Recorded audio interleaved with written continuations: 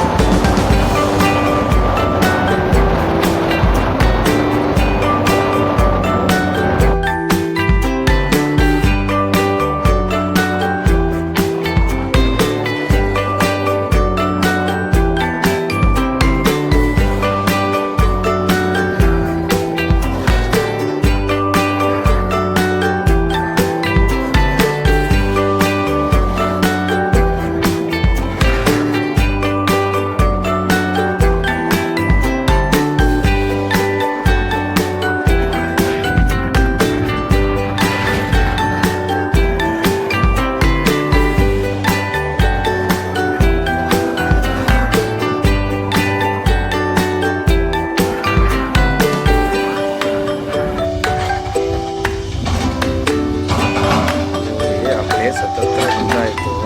ಇದೇನು road work ನಡೀತಾ ಇದೆ, ಇದು ಯಾವಾಗ ಮುಗಿಯುತ್ತೋ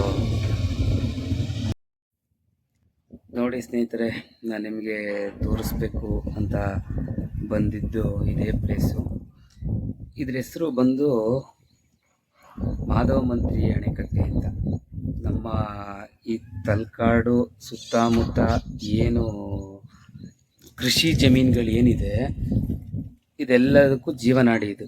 ಈ ಡ್ಯಾಮಿಂದನೇ ಎಲ್ಲ ಚಾನಲ್ಗಳಿಗೂ, ರಾಮಸ್ವಾಮಿ ನಾಲೆ ಆಗ್ಬೋದು, ಇನ್ನೊಂದು ಆಗ್ಬೋದು, ಎಲ್ಲದಕ್ಕೂ ಈಚೆ ಒಂದು ಇದರಿಂದನೇ ನೀರು ಸರಬರಾಜಾಗೋದು.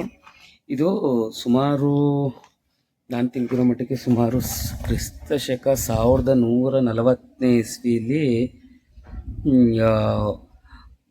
ಕಟ್ಟಿದ್ದು. ಇದನ್ನು ಕಟ್ಟಿದವ್ರು ಬಂದು ಮೈಸೂರಿನ ಅರಸರ ಆಡಳಿತದಲ್ಲಿ ಇದು ನಿರ್ಮಾಣ ಆಗಿದ್ದು. ಹಾಗೂ ಸುಮಾರು ಹಳೆಯದಾಗಿರೋದ್ರಿಂದ ಎಲ್ಲ ಶಿಥಿಲಾವಸ್ಥೆಗಾಗಿ ನೋಡಿ, ಇದೇನಿದೆ ಇದು ಹಳೇದು, ಒರಿಜಿನಾಲಿಟಿ ಏನಿದೆ ಅದು. ಇದೆಲ್ಲ ಪೂರ್ತಿ ಬರೀ ಯಾವುದೇ ಡಿಸೈನಿಂಗ್ ಏನೂ ಇಲ್ಲ, ಸುಣ್ಣದ ಕಲ್ಲು ಮತ್ತು ಈ ದೊಡ್ಡ ದೊಡ್ಡ ಕಾಡ್ಗಲ್ಲು ಅಂತ ಹೇಳ್ತಾರಲ್ಲ, ಆ ಥರ ಕಲ್ಲಿಂದ ಕಟ್ಟಿದ್ದು. ಇಷ್ಟು ವರ್ಷ ಬಾಳಿಕೆ ಬಂತು. ನೋಡಿ, ಇಲ್ಲಿ ನಿಮಗೆ ಕಾಣಿಸ್ತಾ ಇದೆಯಲ್ಲ, ನೋಡಿ, ಇದು ಆ ಒಂದು ವಾಲ್ ಗೇಟ್. ಈ ಗೇಟನ್ನು ತೆಗೆದ್ರೆ ಏನಾಗುತ್ತೆ, ಈ ನದಿ ಮುಂದಿನ ಪ್ಲೇಸ್ಗಳಿಗೆ ಹರ್ಕೊಂಡು ಹೋಗುತ್ತೆ. ಮತ್ತು ನಿಮಗೆ ಈ ಕಡೆ ಈ ಗೇಟ್ಸ್ಗಳೇನಿದೆ, ಇದು ಇಲ್ಲಿ ಬರ್ತಕ್ಕಂಥ ನೀರಾವರಿ ಚಾನಲ್ಗಳೇನಿದೆ, ಆ ಚಾನಲ್ಗಳಿಗೆ ನೀರನ್ನು ಒದಗಿಸುವ ಗೇಟ್ ಆಗಿರುತ್ತೆ ಇದು. ನೋಡಿ, ಈಗ ಯಾವುದೇ ನೀರು ಸಹ ಬಿಟ್ಟಿಲ್ಲ, ತುಂಬ ಕಡಿಮೆ ಇದೆ. ಈ ಮಾನ್ಸೂನ್ ಸೀಸನ್ ಬಂತು ಅಂತ ಹೇಳಿದ್ರೆ ಸ್ನೇಹಿತರೆ, ಇಲ್ಲಿ ಯಾವ ಲೆವೆಲಿಗೆ ನೀರು ಬರುತ್ತೆ ಅಂತಂದರೆ, ಈ ಏನೈತೆ ಈ ಓವರ್ಫ್ಲೋ ಅಪ್ ಟು ಈಗ ನಾನು ನಿಂತಿದ್ದೀನಲ್ಲ ಈ ಪ್ಲೇಸ್ ತನಕ ಇರುತ್ತೆ. ನೋಡಿ, ಇದು ಹೊಸದಾಗಿ ಕಟ್ಟಿರ್ತಕ್ಕಂಥ ಅಣೆಕಟ್ಟು. ನೋಡಿ, ಇದು ಹೊಸ ವಾಲ್ ಗೇಟ್ಸು. ಹಂಗೆ ನಿಮಗೆ ದೂರದಲ್ಲಿ ಇನ್ನೊಂದು ಕಾಣಿಸ್ತಾ ಇದೆ ನೋಡಿ, ಇದು ಒಂದು ಹೈಡ್ರೋ ಪವರ್ ಜನರೇಟಿಂಗ್ ಸ್ಟೇಷನ್.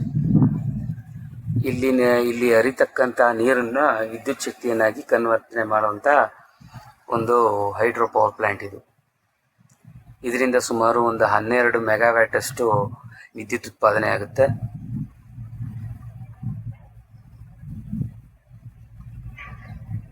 ಜಲವಿದ್ಯುತ್ ಉತ್ಪಾದನೆಗೆ ಮೊದಲೇ ನಮ್ಮ ಕರ್ನಾಟಕ ಹೇಳಿ ಮಾಡಿಸಿದ್ದು ಜಾಗ ಅಂತ ನಿಮಗೂ ಸಹ ಗೊತ್ತು. ನೋಡಿ, ಇಡೀ ಏಷ್ಯಾದಲ್ಲೇ ಮೊದಲನೇ ಜಲವಿದ್ಯುತ್ ಉತ್ಪಾದನಾ ಕೇಂದ್ರ ಆಗಿದ್ದು ಶಿವನ ಸಮುದ್ರದಲ್ಲಿ. ಅದು ಸಹ ಇಲ್ಲಿಂದ ಏನು ಜಾಸ್ತಿ ದೂರ ಇಲ್ಲ, ಇಲ್ಲಿಂದ ಒಂದು 40 ಕಿಲೋಮೀಟ್ರ್ ಇದೆ. ವಿಡಿಯೋ ಬೇಕು ಅಂದರೆ ಕಮೆಂಟ್ ಸೆಕ್ಷನ್ ಹಾಕಿ ಮಾಡಿ ತಿಳಿಸ್ತೀನಿ.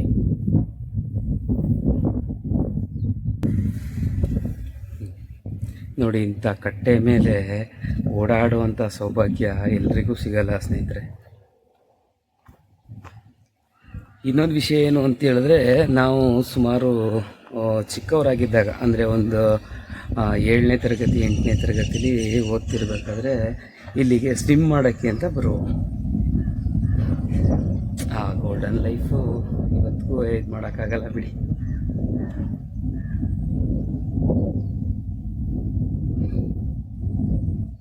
ನೋಡಿ ಎಷ್ಟು ಕ್ರಿಸ್ಟಲ್ ಕ್ಲಿಯರ್ ಆಗಿದೆ ಜಾಗ. ಇದು ಆಲ್ಮೋಸ್ಟ್ ಆಲ್ ಎಲ್ಲ ಪ್ರವಾಸಿಗರ ಕಣ್ಣಿಗೆ ಬಿದ್ದಿಲ್ಲ. ಬಿದ್ದಿದ್ರೆ ಎಲ್ಲ ಪ್ರವಾಸಿ ತಾಣಗಂತರ ಇದನ್ನು ಹಾಳು ಮಾಡಾಕ.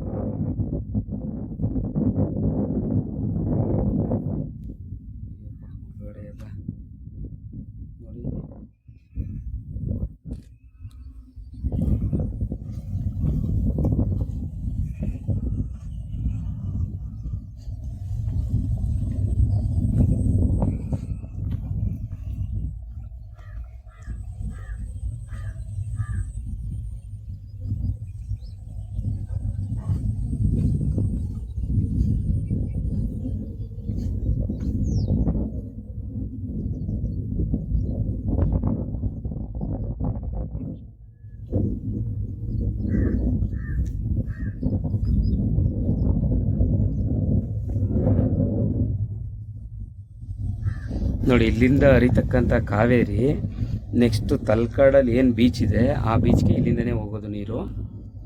ಆ ನದಿಗೆ ಇಲ್ಲಿಂದ ಹೋಗಿ ಅಲ್ಲಿಂದ ಮತ್ತೆ ಮುಂದೆ ಶಿವನ ಸಮುದ್ರ ಏನಿದೆ ಅಲ್ಲಿಗೂ ಸಹ ಇಲ್ಲಿಂದನೇ ಹೋಗೋದು. ಅಲ್ಲಿಂದ ಹೋಗಿ ಹಂಗೆ ನೆಕ್ಸ್ಟು ತಮಿಳ್ನಾಡು ಮೆಟ್ಟೂರು ಡ್ಯಾಮನ್ನು ಸೇರುತ್ತೆ ಈ ನದಿ.